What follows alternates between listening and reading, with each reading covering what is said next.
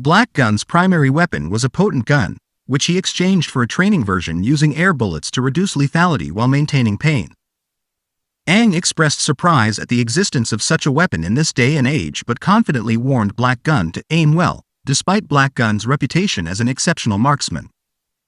Unfazed, Black Gun welcomed Aang's confidence, suggesting that Aang could use any weapon he desired to avoid claims of unfairness after the bout.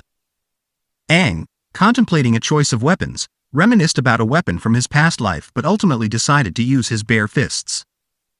Black Gun and his team were shocked by Aang's choice, ridiculing him for what they perceived as arrogance.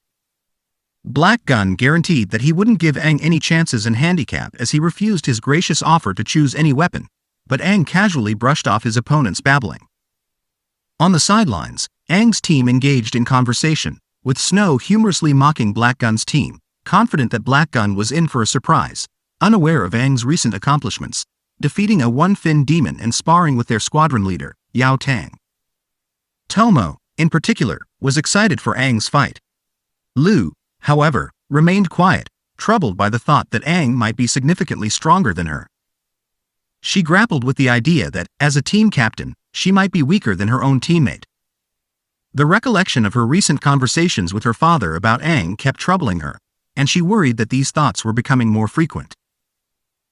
Back at the arena, the battle between Aang and Black Gun commenced, with Black Gun quickly retreating to a distance advantageous for his ranged weapon. His plan was to shoot Aang before he could close in. However, Aang's mind was solely focused on his goals, to secure first place and surpass his achievements from his past life. With the squadron leaders already aware of the extent of his strength, there was no need for him to hide it. Black Gun halted a short distance away, believing he had found the perfect position to attack Aang. He aimed and fired his first bullet, confident it would hit. Yet, Aang, utilizing his demonic power, dodged the bullet at a thrilling speed. Swiftly, he turned and rushed towards Black Gun. Anticipating this, Black Gun attacked again, faster and with a tracking ability. The barrage of bullets, unleashed at high speed, was meant to overwhelm Aang. However, this was part of Aang's plan to showcase his strength. Activating the Water Demon's abilities, Aang skillfully dodged the multiple bullets and closed in on Black Gun. Frustrated, Black Gun realized he was in a bind and decided to use his ultimate skill, the accurate explosive bullet. Charging his gun with energy, he plans to unleash a burst of energy towards Aang. Just as Black Gun was about to fire, Aang activated his wood-type ability, conjuring a vine to restrain Black Gun's foot and disrupt his balance. The bullet intended for Aang is shot upwards, leaving Black Gun vulnerable to Aang's assault. Aang swiftly disarmed Black Gun, sending him flying across the arena with a powerful kick. As Black Gun lay on the ground, clutching his stomach in disbelief, Aang slammed the confiscated gun and demanded the 20 points owed for the defeat. Black Gun, still reeling, couldn't comprehend the turn of events. Aang's team celebrated another victory, earning more points. Lu remained silent, reflecting on Aang's incredible speed and footwork that she struggled to follow. Aang's team's success attracted the attention of other teams and young warriors, prompting more challengers. Even older, more experienced teams took up the challenge. With each battle, their points steadily increased, and their team rose swiftly in the ranks. At the end of the month, Team Lu achieved first place in squadron leader Yao Tang's ranks, securing their spot in the final competition. The stage was set for the ultimate showdown among the top 3 teams. Chapter 24. In the corridors of the Colosseum, Joel engaged in a conversation with his fellow squadron leaders about the sudden rise of Lu's team to the top of the rankings. He commended them on the remarkable achievement of surpassing the other 8 teams so swiftly. Jel provided the details, explaining how the team strategically bet their points, winning more than they lost. However, she criticized Yao Tang for not intervening, deeming their method messy and desperate. Yao Tang defended his decision, stating that since the team relied on their own strength to earn points, there was no need for him to intervene. With the combined strength of Aang, Lu, Snow, and Tomo, the team was a formidable force. Joel noted that it was the first time in many years that a new team had joined the finals, and word had spread about their accomplishments. The 3 leaders braced themselves as Yao Tang opened the doors leading to the arena, signaling the commencement of the annual team competition. Upon entering the arena, they were greeted by the two top teams, Joel's Brilliant Squad and Gel's Star Flower Squad. One of Gel's curious team members thoughtlessly asked Yao Tang what Lu's team ate to become so strong and ascend the ranks rapidly. Joel's team displayed an arrogant demeanor, snidely remarking on Yao Tang's team being newcomers. On the Coliseum grounds, Aang's team glanced at the other teams above the stands, preparing their bodies for the upcoming competition. Snow shared information about the renowned status of the two top teams in Helios City, with rumors even circulating about the next 3 squad leaders being selected from them. Aang remained unfazed, suggesting they work harder if the other teams were as impressive as Snow described. In his mind, he was confident that even with his seemingly frail body, borrowing demonic power would enable him to compete with a one-finned level warrior like Yao Tang, making it feasible to secure first place. Gel arrived at the grounds, calling for the teams to gather.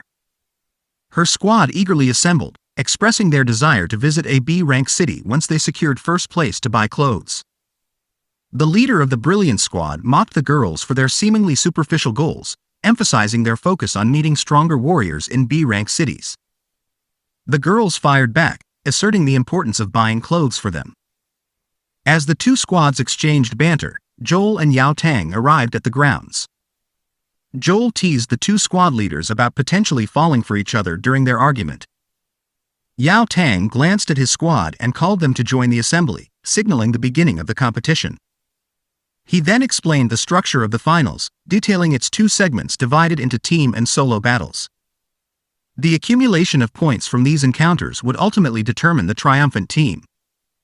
Gel, following Yao Tang's lead, heightened the anticipation by teasing the upcoming revelation of the competition's prize. With an infectious enthusiasm, she assured the participants that the reward would exceed expectations. Joel stepped into the spotlight, maintaining the suspense around the prize. In a dramatic reveal, he announced that the victorious team would earn the coveted opportunity to stay and intern at a B-rank city for a week. The room buzzed with excitement as participants absorbed the significance of the prize, recognizing it as the fulfillment of their aspirations. The prospect of stepping into a B-rank city fueled their determination to secure the top position. As the 3 squad leaders approached Yao Tang to draw lots, the atmosphere crackled with a mix of nervous energy and eager anticipation. Meanwhile, the remaining participants fervently discussed the potential of visiting a B-rank city and the substantial opportunities it could present. In contrast, Aang remained contemplative, absorbing the new information. In his previous existence, cities didn't adhere to a hierarchical ranking system. Survival was each city's individual responsibility. Snow had enlightened him about the city ranking system, categorized based on warriors' strength and abilities. Cities with 1 and 2 finned core warriors held a C-rank status. Those with 2 and 3 finned cores attained B rank, while A-rank cities boasted 3 and 4 finned core warriors. The Apex, an S-rank city named Breaking Dawn, or the City of Hope, were responsible for evaluating these cities. Breaking Dawn City, with its colossal 5-finned and 6-finned core warriors, also claimed the strongest 7-finned core warrior in its residence. Aang's mind drifted to memories of the city he once led, comparing it to this present S-rank city. A lingering question emerged: could his former city and comrades still exist in this age? However, Aang is snapped back to the present as Tomo interrupted his daydreaming, alerting him that Lu had already drawn the lot for their battle. Lu had selected the first skirmish, lining up their squad against the formidable Brilliant Squad. Tomo, noticing the opposing squad had a distinct name, pondered if their own team needed a catchy moniker. Aang agreed, suggesting they discuss on this matter after the impending clash. However, unbeknownst to them, Lu, their squad leader, concealed her nervousness beneath a composed exterior. The overconfident leader of the Brilliant Squad directed his teammates to target opponents on the enemy team, boldly declaring his intention to face off against Lu. As Yao Tang signaled the commencement of the match, the Brilliant Squad swiftly moved to encircle Lu's team. Observing the enemy formation, Lu discerned their strategy for solo battles. Unperturbed, she remained committed to the team approach. Aang recognized Lu's quick understanding of the enemy's plan and maintained the tactic of attacking the opposing leader immediately, exploiting the vulnerability inherent in solo battles, the individual's focus. Should the team leader